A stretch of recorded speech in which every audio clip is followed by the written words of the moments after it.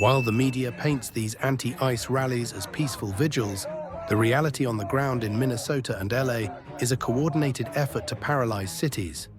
But here's the thing they don't want you to see. These aren't just organic protests. This is a high-stakes standoff between federal law and a state-sponsored masquerade that's about to blow up in their faces.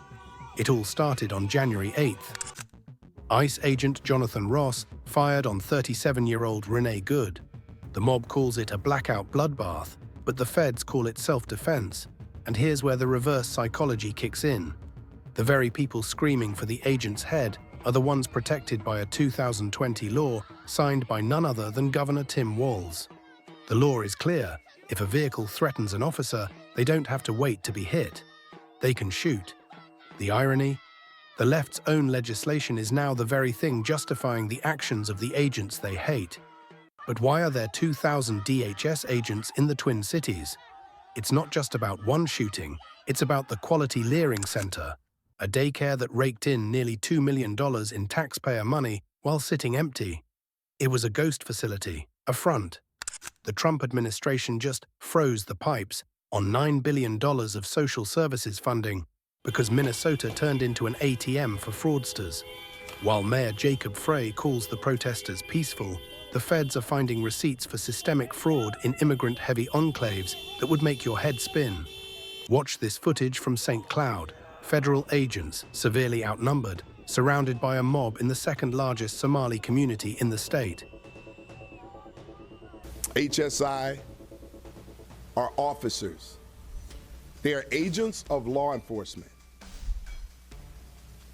If you box them in with vehicles, it is reasonable for them to believe that they are being ambushed. This is what the Chicago police chief calls a criminal ambush. Surrounding or boxing in federal agents isn't a protest, it's a felony.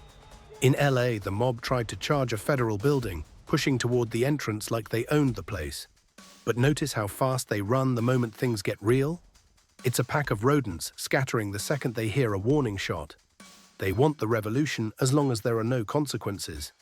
It gets darker. In Owatonna, a hotel worker actually offered to dox ICE agents staying at a Comfort Inn. Think about that. A low-level employee trying to put a target on the backs of federal officers in an ICE raid alert group. This is the tolerance we're told to respect. Meanwhile, US intelligence is now investigating reports that the regime's old friends, Hezbollah and Iraqi militias, are being used as muscle within these movements to help crush any stability. It's a coordinated hit on American sovereignty, funded by fraud and fueled by astroturfed rage. So here's the choice. Do we side with the drivers just trying to get home to their families, or the protesters with shaggy bear puppets and soggy napkin chants? The Trump administration isn't backing down. RFK Jr. has frozen the cash, and the quality leering dominoes are starting to fall. Is this the return of the rule of law, or is Minnesota the new Portland? If you think it's time to back the blue and clear the streets, let me know in the comments. Or, if you think blocking traffic is a human right, tell me why you're wrong below.